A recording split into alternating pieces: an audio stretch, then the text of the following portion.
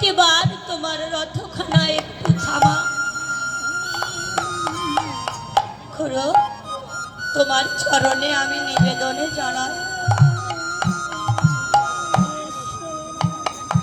কুরমণি আমার রথখানা থামালো।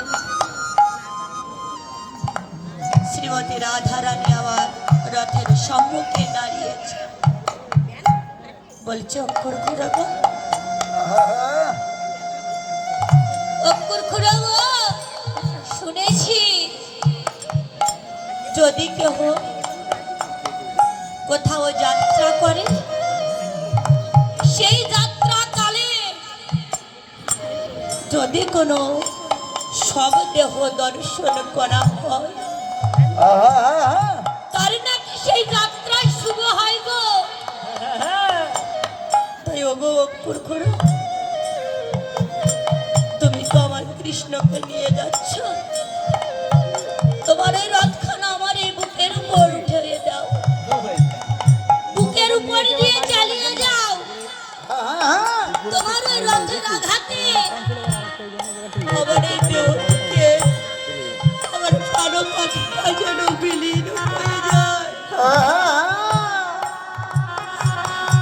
কেননা সাধু মহাজন বলেছে, যাত্রাকালে শবদেহ দর্শন করলে তার নাকি যাত্রা শুভ হয়।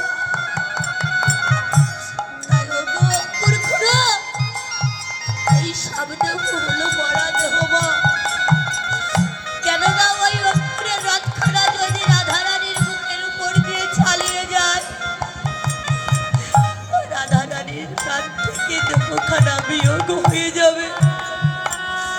আর সেই মরা দেহখানা দেখলে আমার শ্রীকৃষ্ণের যাত্রাকালে শুভ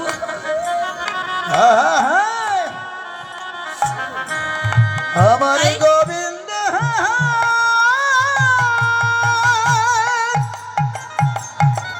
আমার গোবিন্দ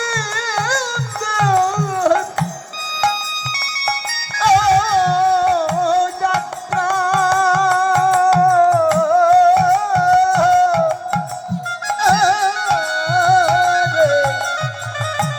আমার বড় শুভ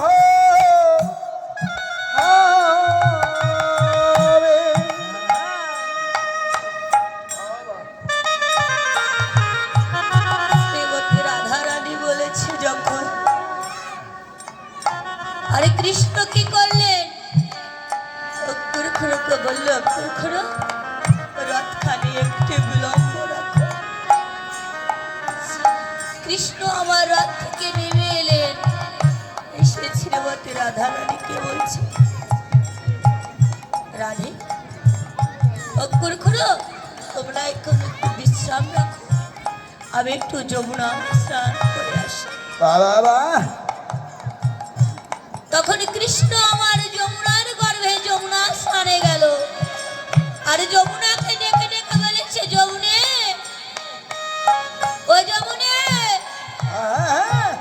পূর্বে লীলায় তুমি আমাকে ভজনা করে তুমি বর প্রাপ্ত হয়েছিলে। আমি সেদিন বলেছিলাম, যমুনে, তখন আমি তোমার গর্ভে আর তোমার দর্শন দিতে পারছি না। পূর্ব লীলায় আমি যখন রাধারানীর সঙ্গে লীলা বিলাস করব, আমি সেদিন মথুরায় যাত্রাকালে তোমার সঙ্গে আমি দর্শন দিব। হরে বল হরে বল। তাই যমুনা আমার কি করল, আজ কৃষ্ণকে তার বক্ষে জড়িয়ে ধরল। বাবা, কৃষ্ণ হলো দুইজন, একজন ঐশ্বর্যের কৃষ্ণ, আর একজন হলেন মাধুর্যের কৃষ্ণ। নারায়ণ সত্য বস্তু থেকে আমার এক কৃষ্ণের সৃষ্টি হলো, আর সেই কৃষ্ণ আমার কি করলেন, অক্ষর খুড়োর রথে গিয়ে চড়লেন। আর শ্রীমতী রাধারানীকে বললেন, ও রাধে, ওই যে মথুরা, সে তো বেশি দূরে নয়।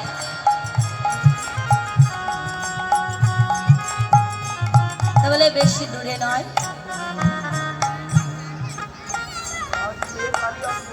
আমি আজই গিয়ে কালই আসিব ফিরে। তাই বলছেন, ওরে কাল